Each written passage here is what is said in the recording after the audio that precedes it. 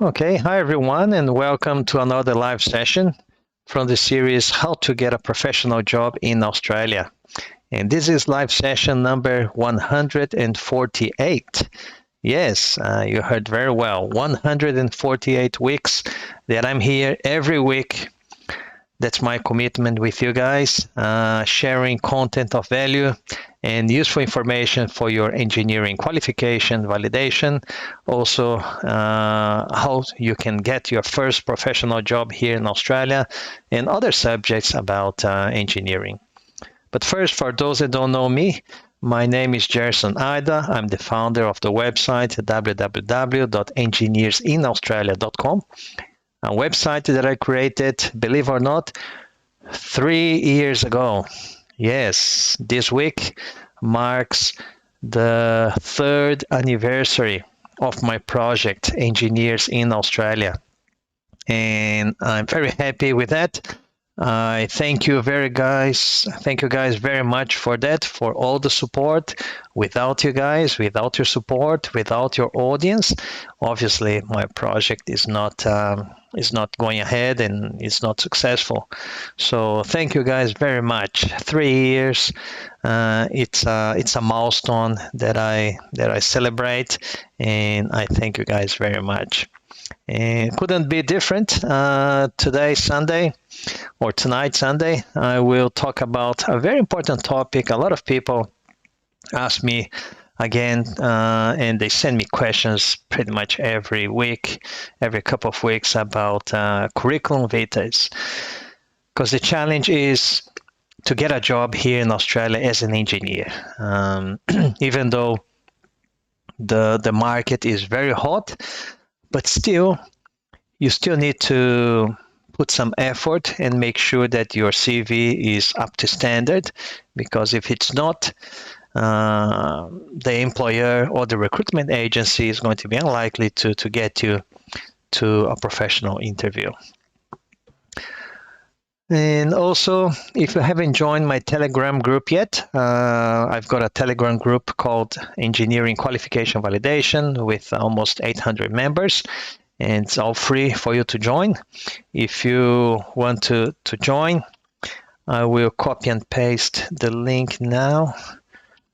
Join my Telegram group to get updates. So putting that in YouTube, going to put that in Instagram, and how can I do that in Facebook? I don't know if I can do that in Facebook. Looks like I cannot. I cannot do that in Facebook. I'm not sure why.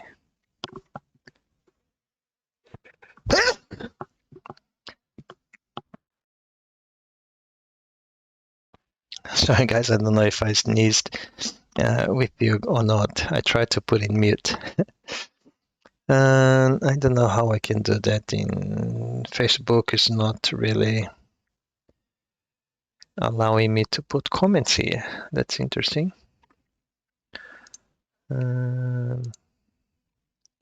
No, cannot put comments. Maybe I can. No, I cannot, unfortunately. That's interesting. Well, anyway, for those in Facebook, if you want to be part of the Telegram group, you need to go to Instagram or YouTube, and the link is there. And also for those that want to participate in my free workshop, I want to become an engineer in Australia. That's the name of my workshop. I'm also going to put the link for you to do your free registration. And I've got some news about the free workshop. The free workshop now is an ongoing workshop. I made some changes, so as soon as you get your registration, you will be receiving some emails. The first emails are welcoming email to the workshop, and then after one day, you will start getting the other emails with the videos of the workshop. So similar format with the workshop that I do a few times a year. You have the 3 videos where I explain and I teach you how you can start your validation process in just 1 week. And also you'll be able to, in the end, you'll be able to join my mentoring program if you want to. So if you want to have a look, if you haven't participated in the workshop yet, the link is in the comments there as well. All right, so let's get down to the business now. And I'm really happy to be here to share my experience as a recruitment panel member. And usually I'm the recruitment panel chair as well. And I have recruited lots and lots of engineers and project managers. And I have noticed lots of issues in the CV or resume. And tonight's live session is to raise awareness of those issues so you guys don't really make the same mistakes. And I'll give you some tips how you can improve your CV so you increase your chances to get shortlisted.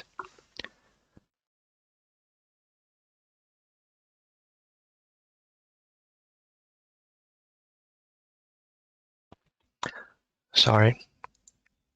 And so after having when you are participating in a recruitment process, so how is the recruitment process here in Australia? I'll explain very quickly. First of all, you will find a vacancy, a position that is advertised either on internet or you hear from somebody. And usually you get a document called position description or role description. And in this document, it will have the key selection criteria or the key competencies, a description of the job, what you're going to do, your accountabilities, mandatory qualifications, and so on. And it will be there in the position description that you have to send your CV. Sometimes there is a limit of number of pages. It could be 3 pages, it could be 5 pages. And also you have to send your cover letter. And I will probably do another live session about the cover letter in a different night. But tonight, it's about the CV, your curriculum vitae.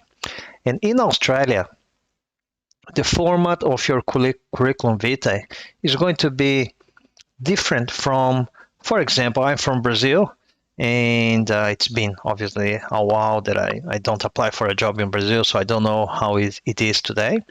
But when I arrived here and I started to apply for jobs, the format of the curriculum here was very different from the format that I used to use in Brazil.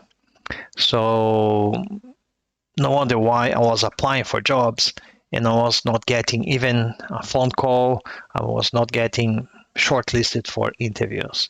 So I had to adapt my CV.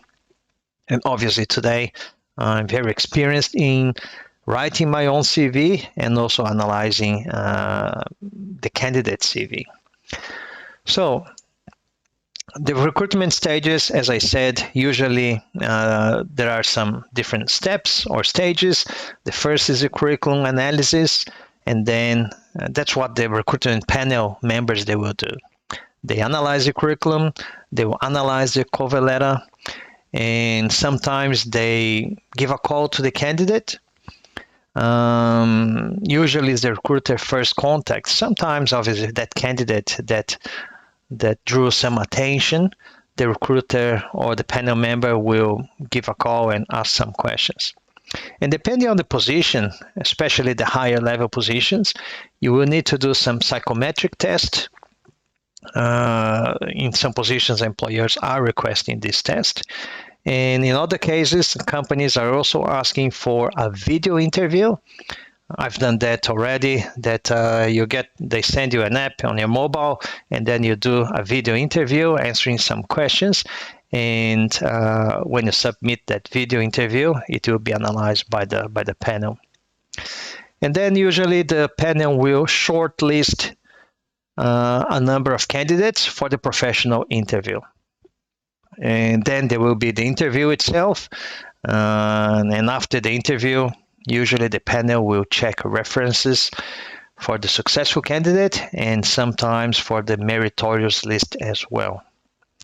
And obviously the selected candidate, if the reference is okay, you may then get a very good phone call saying that you are the successful. But one of the first stages is the curriculum vitae. And some people, they mix up about curriculum vitae and cover letter. So some people, they repeat in the cover letter everything that they wrote in the CV, which is not correct. But in the CV, what's the objective of the CV? Well, the CV nowadays here in Australia is about your professional profile, your strengths and weaknesses, obviously your work experience, your academic experience, and some of the main results that you actually achieved. So how to squeeze all that information in 3 pages or 4 pages or 5 pages, and how you can make your CV to stand out from the other candidates. Because when your companies, they advertise positions, they will get 50 candidates, 100 candidates, and your CV needs to stand out. So the recruitment panel will obviously select you maybe to shortlist for an interview. So I'm going to give some hints how you can make your CV to stand out. And if you have any questions, please put in the comments, and I will be having a look at those comments and the questions, and I'll be answering those questions as well. So the first tip or the hint, number 1, is, believe it or not, a lot of people, they forget the basic information in your CV. You could be thinking, what is basic information? Well, the basic information, believe it or not, that people sometimes they forget or they don't really put correctly. Your personal data, your goals, your skills, your academic training or schooling, languages that you speak, professional experience, main results obtained, your personal and professional profile, the courses that you did, some extracurricular activities that you enjoy doing, and some professional references. There's a lot of basic, I consider those as basic information. When I'm reading and analyzing a CV, I want to understand about the candidate. You need to think that when a company is advertising for a position, and for example, myself, if I am advertising to recruit a manager, for example, that's going to work with me, I'm going to work with that manager. I could be working with that manager for many, many years. I could be working with and dealing and interacting with that manager for many hours a week. And I could be relying on that manager to do a lot of things for me, for example. So I really need to understand it's not just the hard skills, a lot of the soft skills as well. And I know that's difficult to, especially if you are not really well experienced in applying for jobs or if you haven't participated in recruitment panels. Because I have probably participated in, I lost count, hundreds of interviews and analyzed hundreds and hundreds of applications and CVs. So perhaps for me, I can easily see what is a good CV and what is a very good CV, maybe too good to be true, and obviously those CVs that are very ordinary. So the first hint is to make sure that you include those basic information, especially the goals and the skills and your professional profile as well. And the main results, they're very, very important. Hint number 2 would be to customize your curriculum. That is a big mistake that majority of people, they do. And why does it happen? Because they believe that their CV is like a machine gun. They do one, and then they pa. They distribute that CV to 100, 200 positions, all the same CV. And if you are distributing the same CV to hundreds of positions, obviously your CV is going to be very generic. You cannot be tailored if you're distributing to 100, 200 CVs and to different companies. And unfortunately, there are companies that charge you some money and they say, all right, we will send you your CV to 300 companies. And then you don't get any phone calls. No wonder why, because if you're having a very generic CV, it's probably not going to fit and it's not going to be standing out from the others. So it's very important to customize your curriculum. And how do we do that? First of all, you need to analyze the position description. If you don't read the position description, and if you don't put effort to customize your CV according to the position description, why is the company then going to give you credit to even call you for a professional interview? It's very easy to identify those CVs and those candidates who didn't put any effort in the application. Very easy. Us, we are very experienced recruitment panel members. We look at the CV and we know it. This person didn't put any effort in the application. And you need to remember, we are analyzing 50, 70, 100 applications. And for sure, there will be 3 or 4 people that will put a lot of effort in their application, will have a very good CV, will have a very good cover letter, and they are going to be likely to be shortlisted. Because the thinking is, our time to do recruitment is very valuable. And analyzing 50, 100 applications takes a lot of time. And we are very busy doing our jobs and doing recruitment, especially if I'm hiring somebody that's going to work in my team. I have to have skin on the game, so I will be in the panel. Because if I want to hire a manager that's going to be in my management team, I need to make sure that I am in the panel so I can select as well, together with the other panel members, the best candidate. And if that means that I need to read 50 applications, it is a lot of time. And if I see a CV or application that the candidate did not put any effort, why am I going to put effort to analyze a document that the candidate itself, himself or herself, didn't put any effort? So that's going straight to the bin.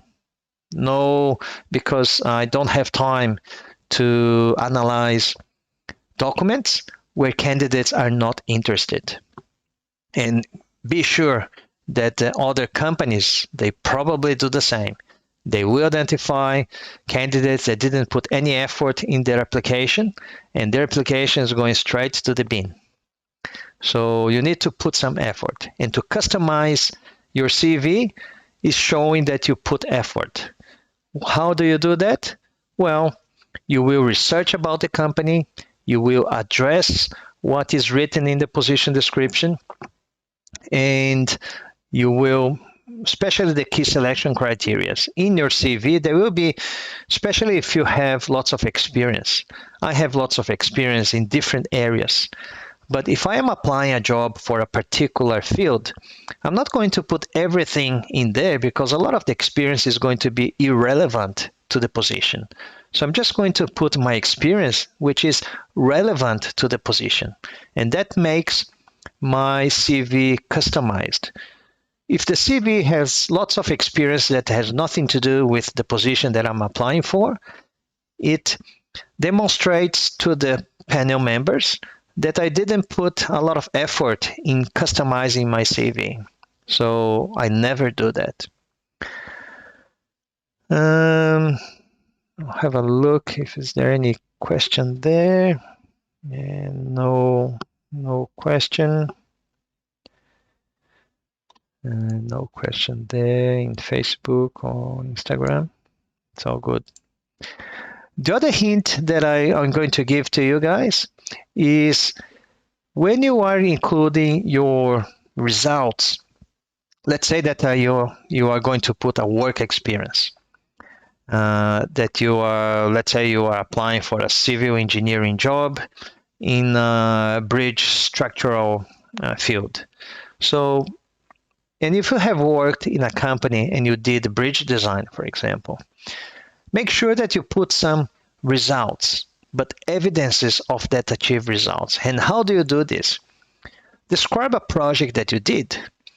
Name that project. I designed a bridge between this and that, etc., in that location for this company.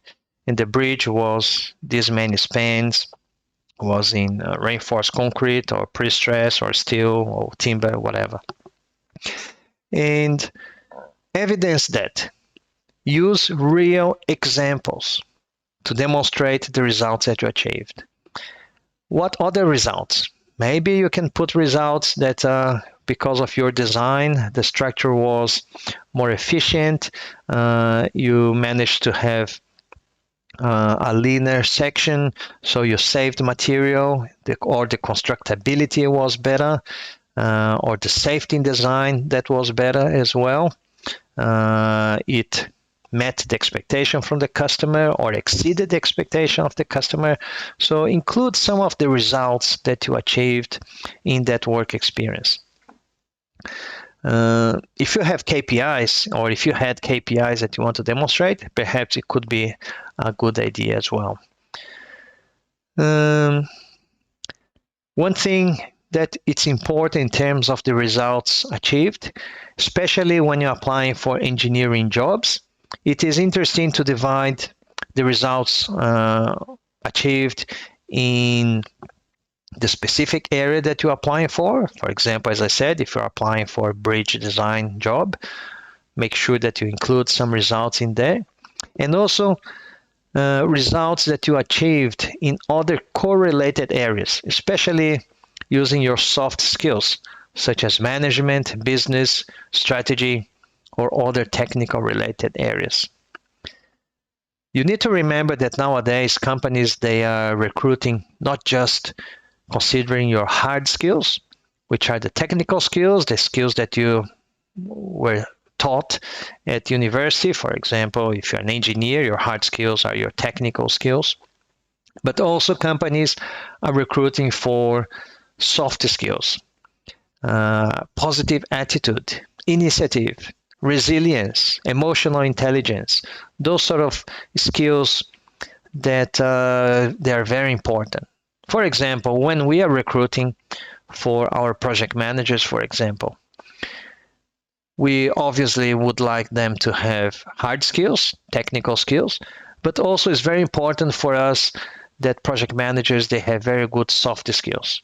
Nowadays, there's a lot of interaction with subcontractors, employees. There's industrial relations issues, unions, and also interpersonal issues there in the team. So it's very important that the project manager is not just that professional that does all the technical things. The project manager needs to be also very good in soft skills, stakeholder management, expectation management, all those soft skills that are very, very important. And the last hint that I'm going to give to you guys is about not to leave until the last minute to write up your CV. I think it was last week or the week before, I spoke about procrastination. In procrastination, I spoke about the procrastination in the validation process of your engineering qualification. But procrastination can happen in obviously in any field in our lives. And when you're applying for a job, there's always a closing date for that position. Let's say that you go to seek.com.au and then you find a position. And in that advertisement, it says there that the closing date is going to be, today is the 24th of April. Let's say that the closing date is the 28th of April. And then you think, well, 28th of April, today is 24th of April, I've got 4 days, so I still have time. So that is the thinking of the procrastinator. Why do it today if I can do it tomorrow, or if I can do it just before the 28th? So, but leaving until the last minute, what's going to happen? If you leave until the last minute, let's say 28th, you're not going to have a lot of time, one, to customize your CV, because to customize your CV, you have to research about the company, maybe research about the projects that they're doing, perhaps give a ring to the recruitment agency or recruitment agent, try to find out a few things about the position. And also, your cover letter needs to be customized. You need to address each of the selection criteria. So if you leave until the last minute, it's probably going to be, your application will not going to have a very good quality. And as I said, the panel members, when they read your application, they will know that you didn't put effort and you didn't dedicate enough time for your application. And that's going to be not very good for your prospect of being shortlisted. So at least give a couple of days. Don't leave until the last day. If you are a procrastinator like me, perhaps you will start with 2 days lead time. 2 days is probably going to be enough time for you to research about the company, the projects, give a call to the agent. Sometimes the agent is busy and cannot talk to you, so you need to talk the day after. But if you leave in the last day, then the day after is going to be too late, because already the position already closed. So if you start with 2 days prior, if you cannot speak with the agent today, then you can still have tomorrow, which is the last day. So you need to make sure that when you dedicate time for your application, it is showing to the panel member that you care about the position, that you care about your application, that you put effort to have your best application to get that job. Because the companies, the recruitment agents, and the person probably that's going to be your manager, they want somebody who cares about the job, who cares about their application. And the job, believe it or not, it starts with the application. If you don't have a good application, probably you're not going to get a job. So a lot of people, they come to me and say, Jason, I'm applying for many jobs, and I don't even get a phone call. Well, companies, especially now, they are desperate to get people to work. But just because companies are desperate doesn't really mean that they're going to hire knowing that the person doesn't care about the application. So if we don't get a good candidate, even though we are desperate to get resources, we don't hire, because it's not worthwhile hiring somebody. If somebody doesn't care about the application, probably doesn't care about the job as well. So for us, it's better not to hire than anyone, and we'll go to the market again. After a month or two, perhaps we'll get somebody interested. All right, I'll have a look at some of the comments there. No comments in Instagram.